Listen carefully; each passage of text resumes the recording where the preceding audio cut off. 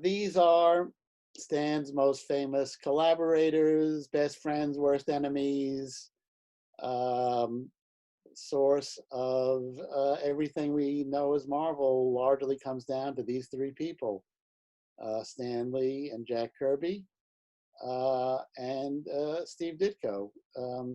With Kirby, Stan co-created most of the characters, Fantastic Four, Hulk, Iron Man, X-Men, Avengers, and with Ditko, he created Doctor Strange and Spider-Man. With Spider-Man being so much probably the most popular Marvel character ever. That he's in many ways as important as Kirby and Stan and Goodman in this entity that we've come to know as Marvel. Next, please. This was the first Marvel superhero comic. DC had revived some of their 40s characters. The Flash, Green Lantern, Superman, Batman, Wonder Woman had always been in print. And they had this comic called the Justice League that Goodman tasked Stan with coming up with something to compete with. But they weren't publishing any superheroes. It was 1961. And Stan decided, for a number of reasons, to not just bring back, I guess maybe because they hadn't had any traction when they brought them back in the 50s, Captain America, Submariner, and the Human Torch. So they brought back a modern version of the Human Torch and the Invisible Girl and Mr. Fantastic, who was basically a knockoff of Plastic Man. And the Thing was a character who was really kind of a Marvel, an Atlas monster like Groot. And of course, there's a big monster they're fighting right in the middle of the street there. But the funniest, this is the Fantastic Four #1, the start of what we call the Marvel Age of comics that led to all the movies, etc. It is very funny that it says featuring the Thing, Mr. Fantastic, Human Torch, Invisible Girl, together for the first time in one mighty magazine. Well, together in any way, shape, or form, the first time they're appearing. But of course, the idea was that readers would think that they maybe were like the Justice League or even were the Justice League and they're together for the first time. Next, please. Sorry about the blurriness on this slide, but the point I want to try to make here is the month Fantastic Four #1 came out, Timely, Atlas, Marvel was putting out every other thing but superheroes, and I think,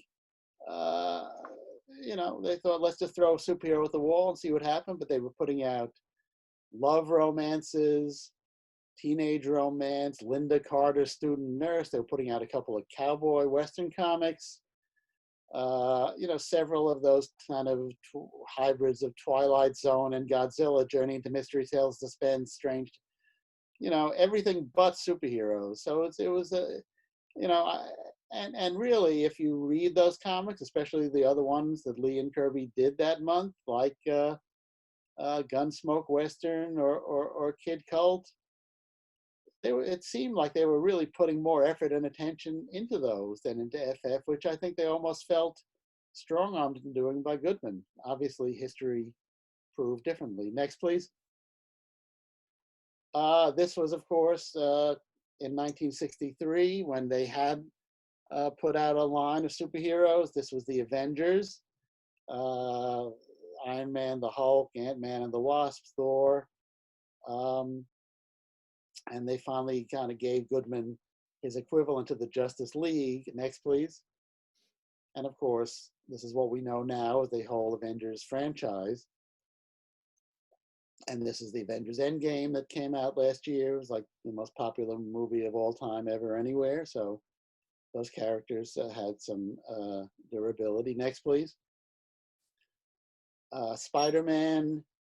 The myth about Spider-Man is that, they put him in a magazine. They knew it'd be canceled. And Stan had been wanting to do this offbeat thing. And so Goodman said, well, I don't care, sneak it in the last issue. That's unlikely to be true. If you read the inside, you can see it was definitely intended to be an ongoing series.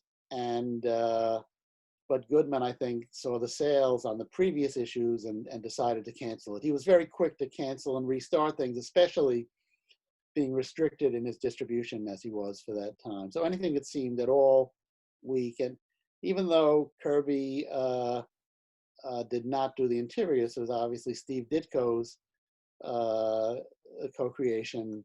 Well, not about obviously, there's a lot of creation stories about Spider-Man, but you know, Steve Ditko drew the first 38 issues, 2 annuals, but this was a Kirby cover inked by Ditko and Spider-Man. Spider-Man, there's a lot to say, but I don't know if we need to say much more about it here. Next, please. One thing I'll say is with this, so Spider-Man was an amazing fantasy. It seemed like that all anybody would ever see of him.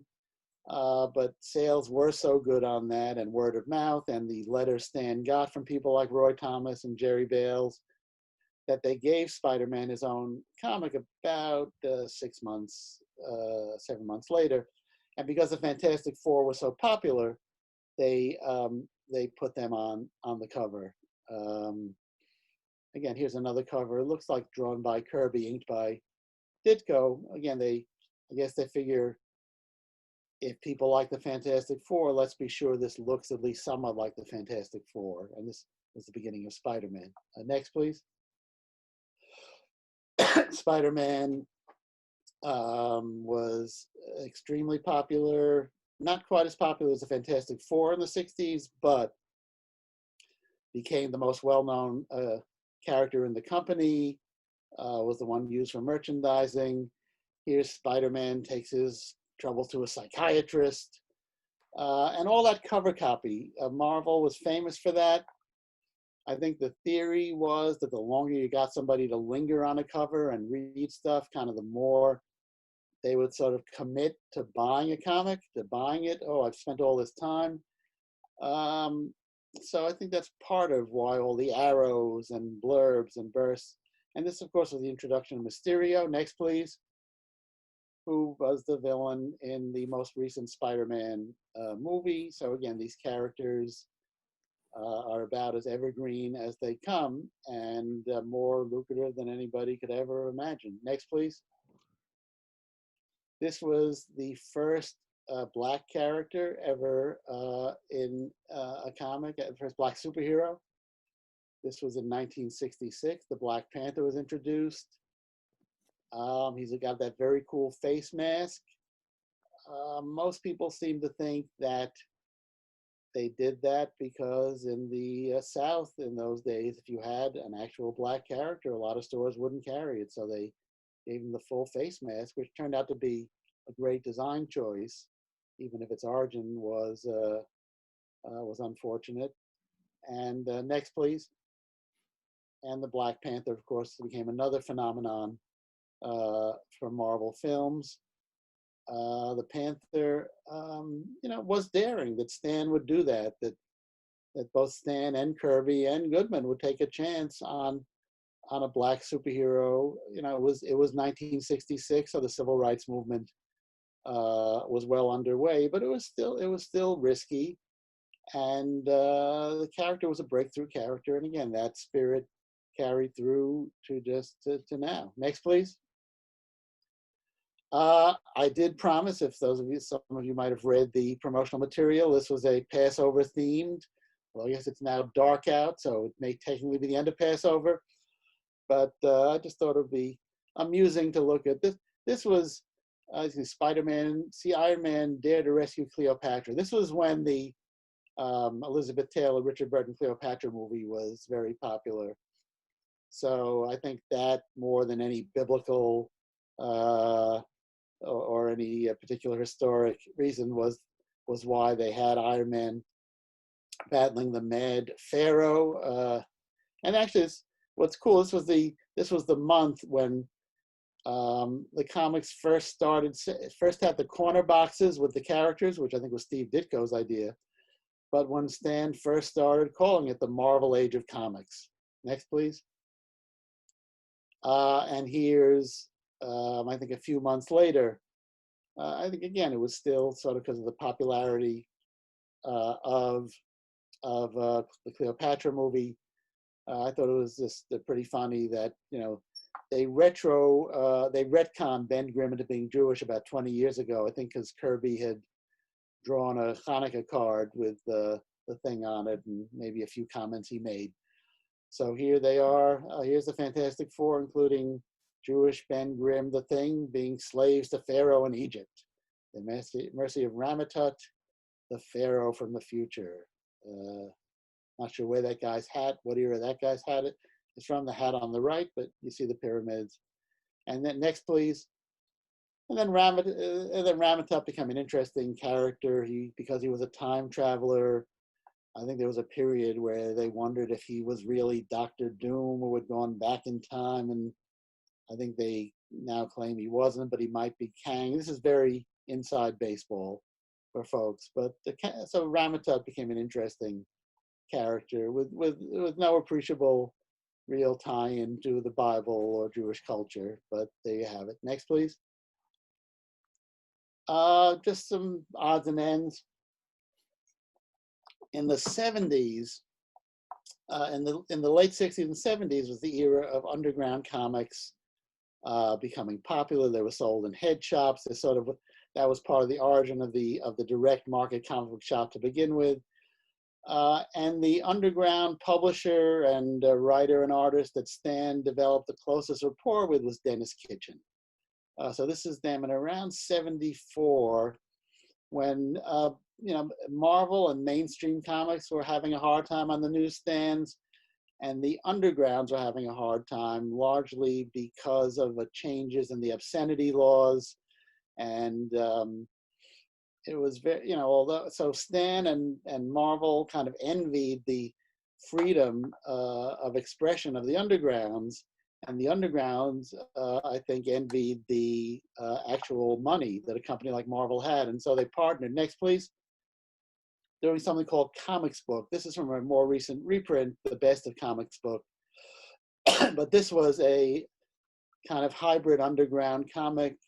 And Spiegelman did work for them, and Trina Robbins, Kitchen, of course. Pretty much the only big name they couldn't get to do work was Robert Crumb. But of course, Marvel couldn't let them have as much freedom of expression as they wanted. Distributors, I think, and retailers were a little confused about where to put it.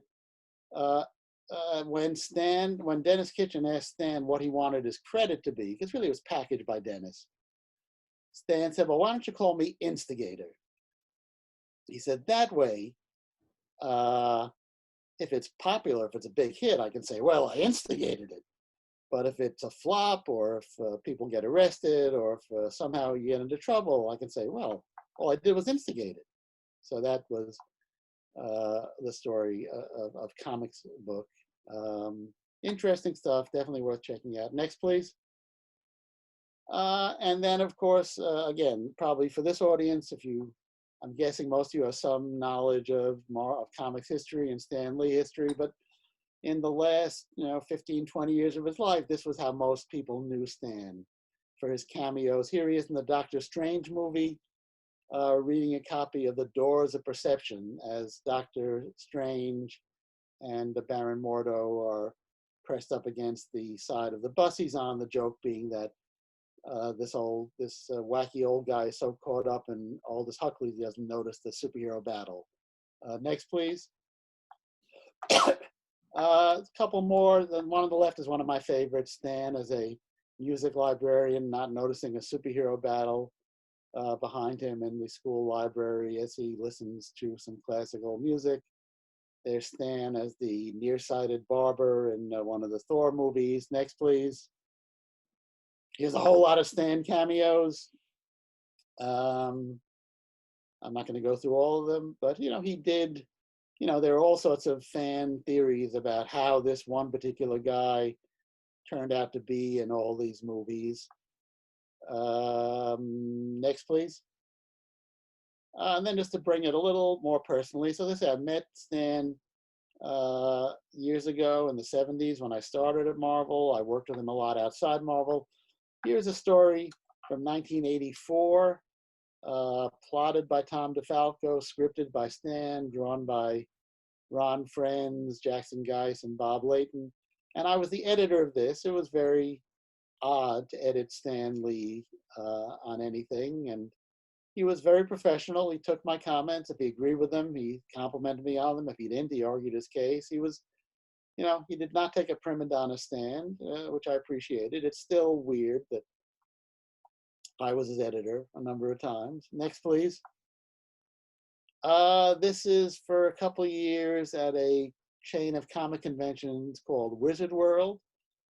I was Stan's regular moderator for a while, and really, if you've seen Stan, you know he mostly needed a moderator to bounce jokes off of and to repeat questions from the audience because his hearing was very bad at that point.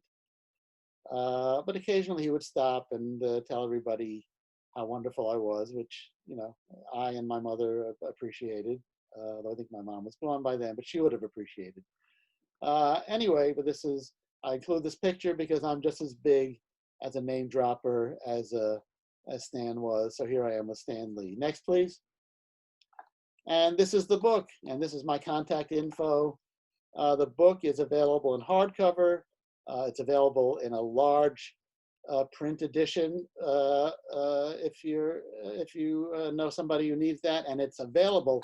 If listening to me for the past hour has been about the greatest thing ever to happen to you, or in the top 10, I've done the audiobook as well. So if you want to get the audiobook, it's available. Make sure it's me. There was another audiobook by another guy that went out that I think might still be on sale. They promised it wouldn't be, but I did the audiobook, and that's it. So I'm through plugging stuff, and if people have questions, Ben, I think you can end the PowerPoint, and there I am.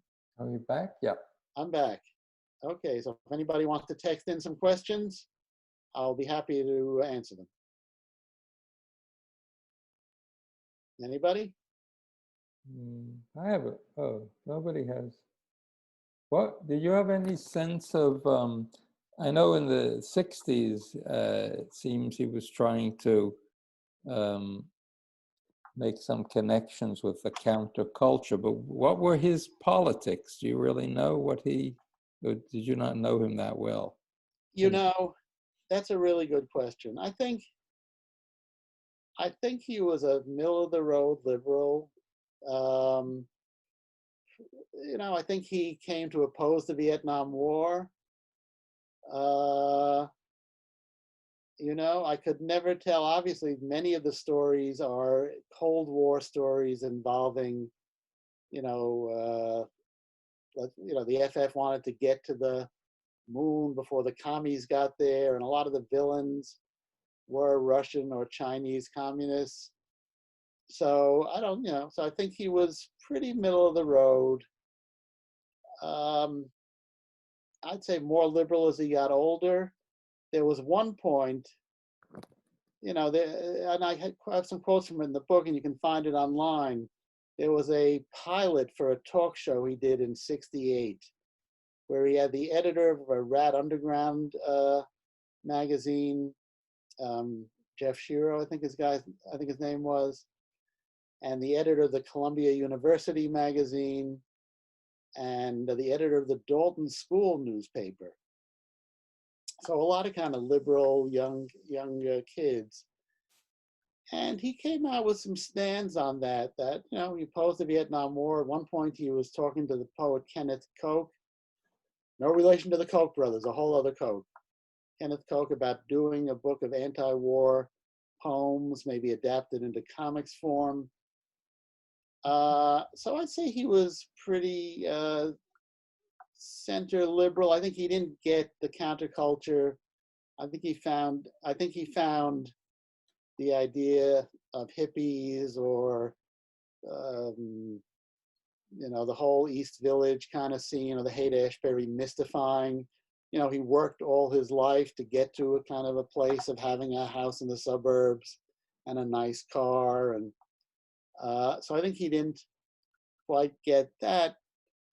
And then I think at a certain point he realized that his audience was probably evenly split between left and right wing, conservative and liberal. And so starting in the early 70s, I think he became very apolitical in public. But I'd say generally a little, the needle on one side or the other of pretty in the middle liberal. Certainly not from a, say Kurtzman, I think, was a red diaper baby. And I think there were other people. I think Jerry Siegel was maybe more left wing. I don't think Stan was ever that far. I think pretty middle of the road. Okay, thanks. Any other questions? Can type them in the chat. Here's a question from Steve Bergson. Hi, Steve. Can you comment on? I don't see the end of it. Wait. Hold on. Can you comment on? Yeah, I don't see the end of it either. Wait, is he still there?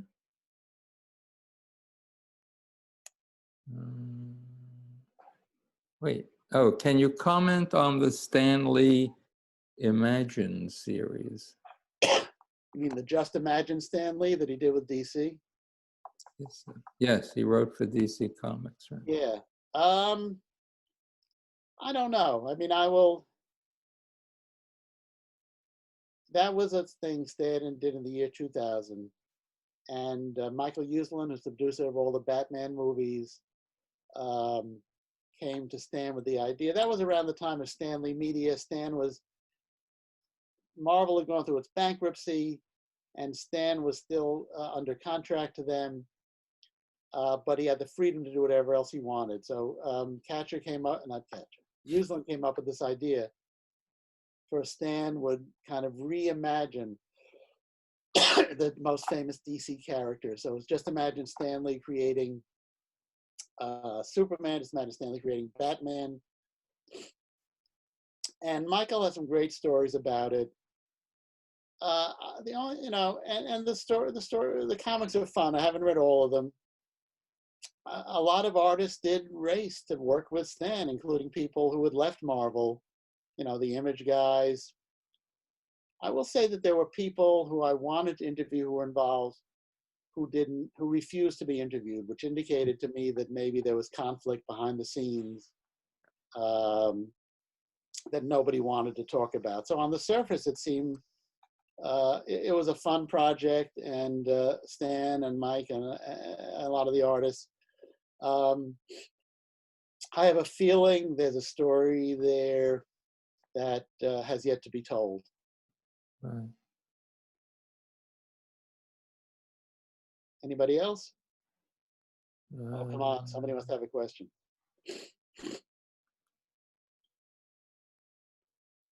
Oh, Steve, Steve Elwood, you're going to wait to read the book? That hasn't stopped other people from commenting on it. Did you interview Stan Lee for this book, or was this like a not an approved biography? Well, it was not authorized. Unauthorized, right? However, because some people advised me that a book would sell better if it was authorized. So I had a meeting with him, must be 10 years ago. And he thought about it longer than I thought he would. And eventually he said, if I wanted anybody to do it, Danny, it would be you, but I don't want anybody to do it. Now, I don't know if I was the 10th person he said that to that week, but I said, well, look, I'm going to keep bugging you about it. And he essentially said to me, he wrote me an email that he said, well, I don't want to do it, but why don't you do a Kitty Kelly on me, which he was referring to Kitty Kelly's infamous book about Frank Sinatra. I don't think he meant literally that, but he meant do an unauthorized one if you want. So when my agent made the deal with St. Martin's Press, and I would nudge Stan every year I go, remember that book? And he said, I still don't want to do it. So when I made the deal with St. Martin's, I told Stan, and he said, well, good luck with it. He said, I'm not going to tell people to talk to you or not to talk to you, but I don't want to be interviewed for it. and then he proceeded to do 2 interviews with me for it. So We did. Okay. yeah, so I'd interviewed him a number of times over the years for other projects, and for this specifically, I did 2 long-form interviews with him, where I think I finally learned how to interview Stan Lee, because he's, he's Stan Lee, and he's got that persona, and he's got questions he's answered 1,000 times. But I think I did, I think the best of the answers. So there's a lot of excerpts from those interviews. So what I would do is I would send him pictures of the George Washington Bridge, which, as I mentioned before, he really romanticized in his own memoir and in his own memory. And I live near the bridge now, so I'd send him the bridge at sunset, the bridge at night, the bridge in the fog. And he'd always, respond with like, oh, that brings back memory. So I don't know if that had anything to do with him ultimately deciding, or if he just, was Stan Lee and likes to be interviewed. But yeah, I did, I don't know if they're the last interviews, but I did it about 1.5 years before he died. I did 2 very lengthy interviews, and then also numerous interviews with him. What I also have in there, I didn't mention, Judith Crist, the famous film critic. When she started out in her career, she was a beginning reporter at the Herald Tribune in her 20s. She was born the same year as Stan, 1922. And she interviewed Stan. She wrote a lot of articles. She was interviewed Wortham a lot. And she even interviewed Stan. And so I did an interview with her a few years before she died about Wortham and about her interest in comics. So there's quotes in the book from her that it was funny. She was a neighbor of mine, and because of that, I hesitated to bother her, but I finally did. And she was very generous with her time. But even though we lived about 12 feet from each other, she insisted on being interviewed by phone. But that, and she wrote a lot about comics and Wortham in the Herald Tribune. So that was, I don't think I think I had some of the last interviews with Stan. I think I must have had one of the only interviews with Judith Crist about her coverage of comics. Right. There's a question there from Steve Bergson. What about the DC Marvel collaborations in the 70s? Was it difficult for Marvel to pull off? I don't have any. There's literally books written about that. My impression is, since so much of the personnel worked for both companies, and since sales were so soft in that era, that I think it was relatively easy. I think at that point, I don't know if, I guess Carmine was out at that, Carmine Infantino was out at DC. I think both companies were desperate enough that they needed to do it. So again, there's literally books written about it. It's not something I researched a lot, but I think they had sort of started by accident, because they somehow they ended up having overlapping permission to do an adaptation of The Wizard of Oz. So I think just to work that out legally, they collaborated on it. And so that, I think, led to them doing the Marvel DC. You assume Stan played an important role.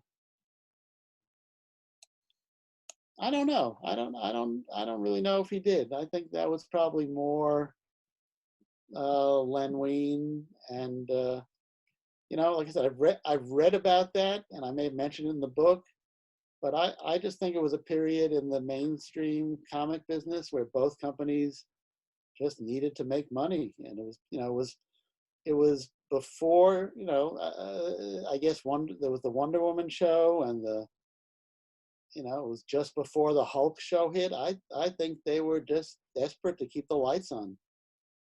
Right. Any other questions? Did you watch that interview with that little video where Stan Lee talks about his experiences with Alain Resnais, the filmmaker? Well, I talked to him about it. Yeah. There's like a little strange. It's like a little interview. When Renee died, right? Yeah, that's what it is. Right. They is that true? All the story you had, the same story? It's like Ken Ball. Yeah, I mean, look, I think Federico Fellini came to Marvel. Oh, you mentioned that, right? I think Fellini was ultimately, from what I hear, not that, I think they had fun. It was an enjoyable interview, but I don't think ultimately he came away that impressed. But there was something, again, Renee was also born the same year as Stan, so they were contemporaries, and Renee was a big comics fan. There was something where they hit it off personally and spent time socially. Uh, so I don't think it was a phony baloney Hollywood friendship. It seemed like they really had high regard for each other and stayed in touch. They worked on one screenplay. It was very funny. There was a producer that insisted Stan, who had never written a screenplay before, change it. And Renee went, no, Stan will not change a word. And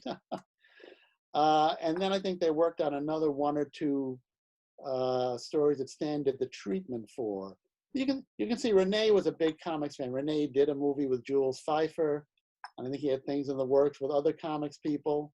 Right. But yeah, as far as I can tell, that was a genuine, again, lifelong friendship those guys had. Right. There's a question you can see from Paul Toomey. What sort of relationship did Stan Lee have with Harvey Kurtzman? I think they were friendly.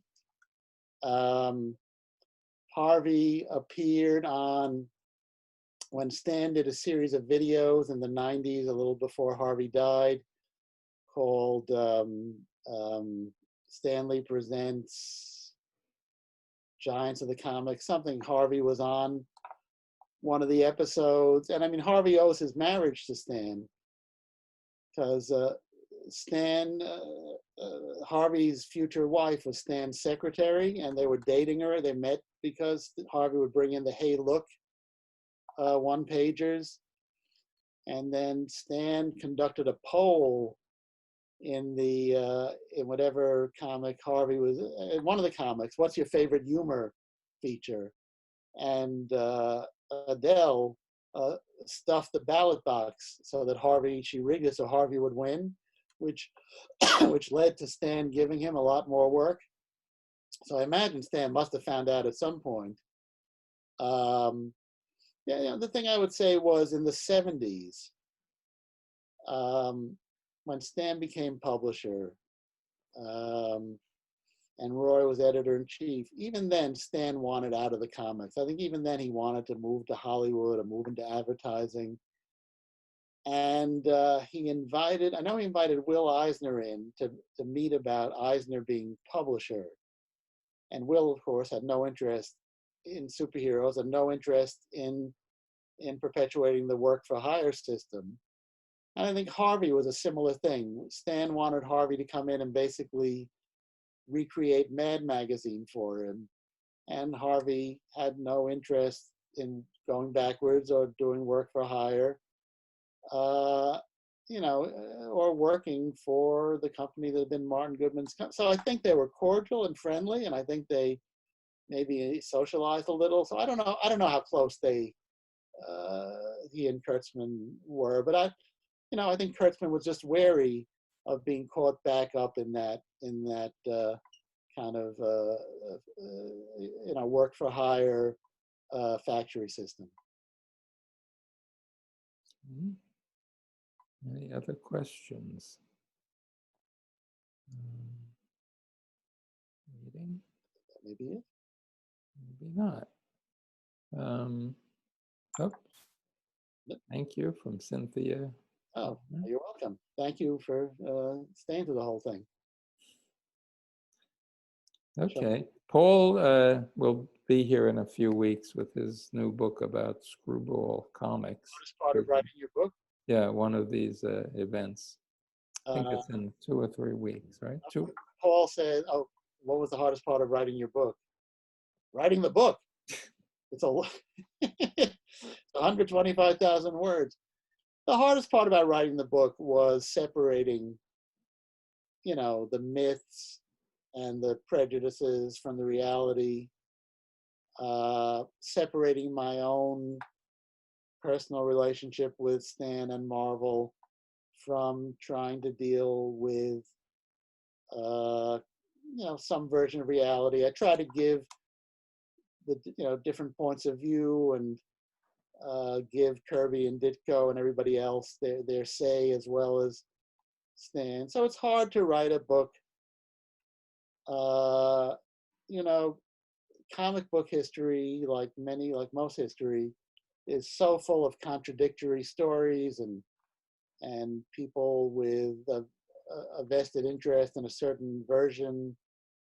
That trying to take that, and also just trying to, I read a lot of biographies preparing to write this book, and you see a lot of books that take an interesting life and make it sound really boring. So I was really desperately trying not to do that and kind of make it read almost like a novel. So, was there library research? Oh, there was research in my own collection. There was research in really there's a lot of stuff online, obviously, but I had made a trip for a different project called the Stanley Universe to Stan's archives at the University of Wyoming at the American Heritage Center. And that is an incredible resource, which you can order stuff from it online, but a lot of it is ambiguously cataloged. So that's where I found stuff. There were stuff labeled back then. There were 100 boxes then, there were 200 now.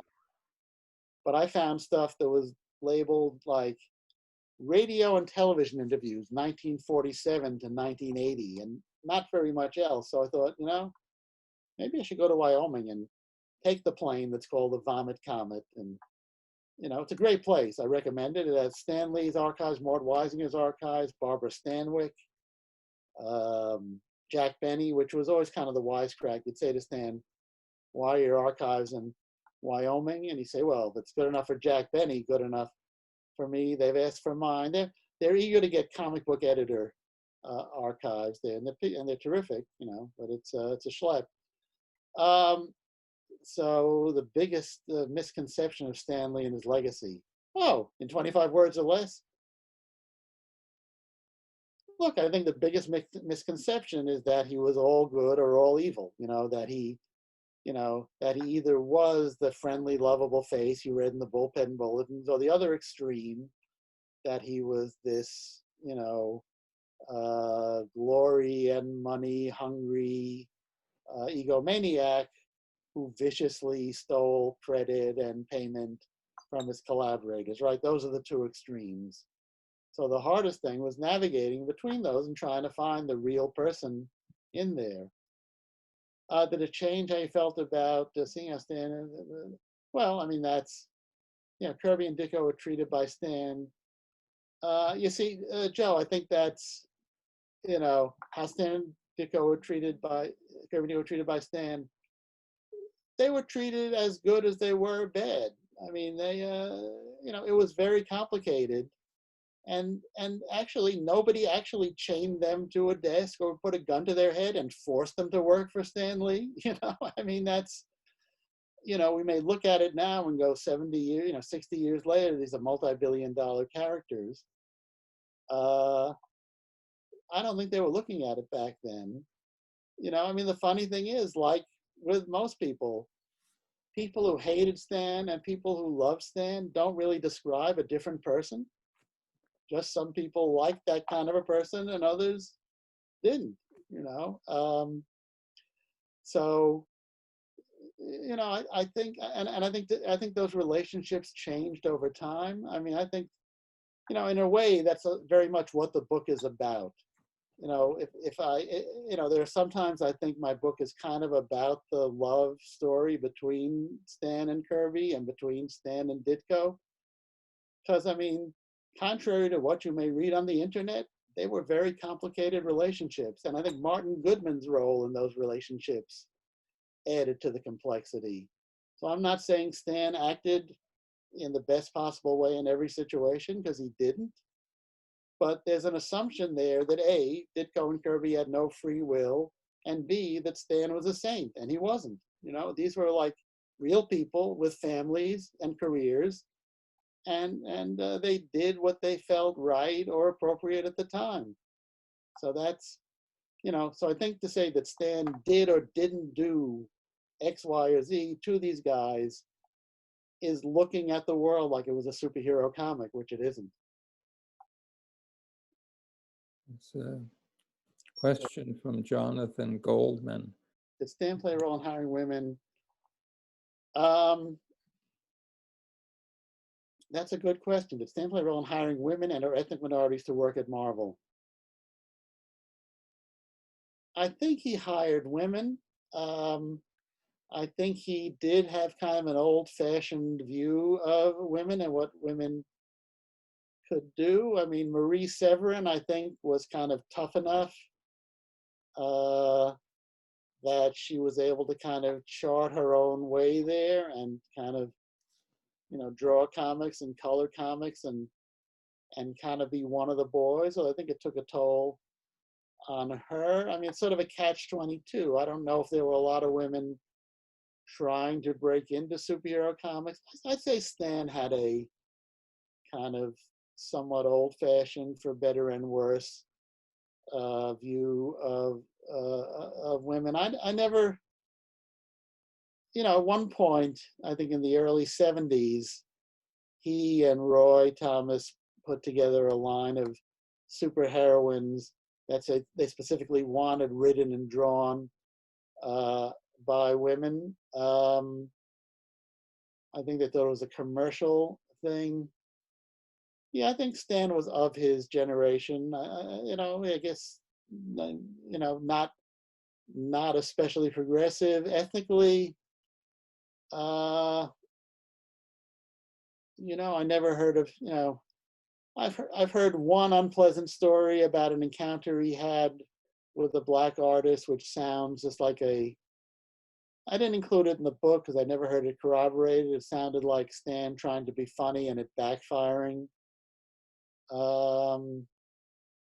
In general, I know he was very, again, in a period in time in the early 60s when it could have gotten the comics and maybe did banned in certain venues in the South. He made a point of having, say, just incidental characters colored brown. But, again, there was sort of, you can't say there weren't ethnic or sexist stereotypes. I think Stan was very much of his time. Okay. Anybody else? Or thanks, Dan. Okay. Yeah. Can everybody seeing these comments, right? Yeah. We have to read them all? No. I'm seeing them. You're not seeing them? They're in the chat. Oh, if you open the chat, I think it's to everyone. Just people thanking us. Right. So I guess we could wrap it up. Good night.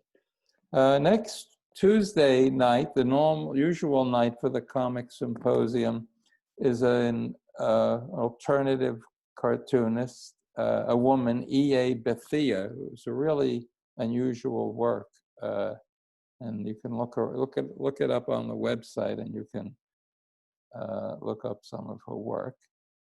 And I think is that the E.A. Bethia, and then we have a week with nothing happening. Somebody canceled, and then the final week is Paul Toomey. Those are all both on Tuesdays. So again, there's a link to email me to register for the events. So thank you, Danny. Thank you, Ben. Thank you, everybody. And everybody stay healthy, stay safe, wash your hands, and thank you for joining us. Thank you. Bye-bye. Good Good night.